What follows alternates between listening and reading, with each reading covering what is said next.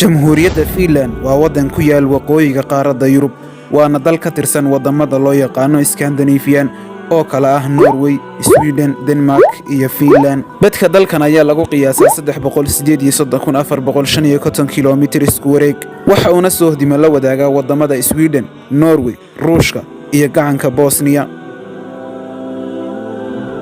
dalkani waxa uu ahaa qayb ka mid ah waddanka Sweden laga soo bilaabo qarnigii 12aad ilaa qarnigii 18aad. intaas kadib mar labaad waxa qabsaday waddanka Ruushka, balse ugu dambeyn 6 bishii Disembar 1917 ayaa ay Finland hanatay xornimadeedii. dalkani waxa uu ka kooban yahay 19 gobol, waxaana magaalo madax u ah magaalada Helsinki. waa magaalada ugu ballaaran guud ahaan dalka Finland, waxaana badkeeda lagu qiyaasaa 3,697 kiiloomitir isku wareeg. diiwaangelintii la sameeyey sanadkii 2020 ayaa lagu sheegay in tirada shacabka dalkani uu yahay 5,533,000 oo qof. dadkan ayaa boqolkiiba 86 ka mid ahi waxa ay degan yihiin magaalooyinka, halka inta soo hadhay ay yihiin reer miyi, waxaana ay badankoodu haystaan diinta Kiristaanka.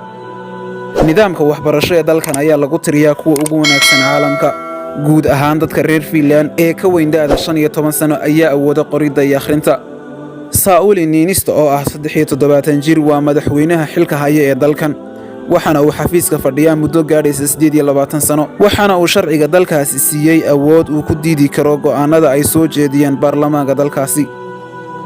luuqadaha rasmiga ah ee dalkani waa afafka Finnish-ka iyo Swedish-ka, laakiin waxaa jira afaf kale oo lagaga hadlo dalkan.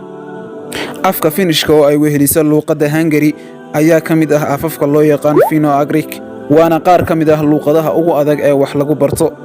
dadka Saamigu waa dadka asalka ah ee dalkan, waxaana ay ku filiqsan yihiin wadamada Sweden, Norway iyo Ruushka.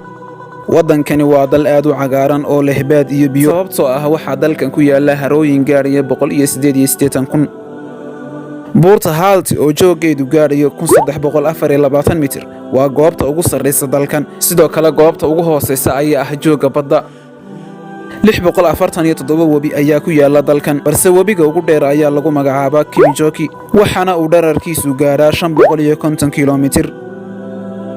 Jamhuuriyadda Finland waa dalka keliya ee ka mid ah wadamada Scandinavian-ka misana isticmaala lacagta yuurada. maadaama uu dalkani qani ku yahay dhirta cagaaran, wax soo saarka ugu badan ayaa ah batroolka.